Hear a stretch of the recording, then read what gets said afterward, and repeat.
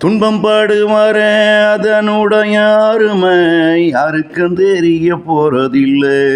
துன்பப்படும் வர அதனுடைய அருமை யாருக்கும் தெரிய போறதில்லை.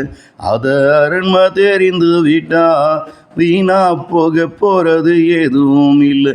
அதன் அருமை தெரிந்து விட்டா இங்கே வீணா போக போறது எதுவும் இல்லை.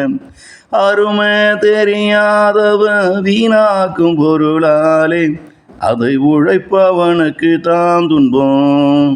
அருமை தெரியாதவன் வீணாக்கும் பொருளாலே அதை உழைப்பவனுக்கு தான் துன்பம்.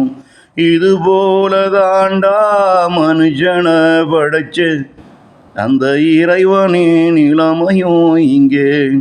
இது போல தாண்டா மனுஷனை படைத்த அந்த இறைவனின் இளமையும் இங்கே.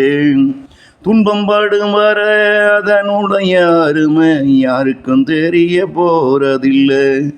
அதன் அருமை தெரிந்து விட்டா இங்கே வீணா போக போறது எதுவும் இல்லை.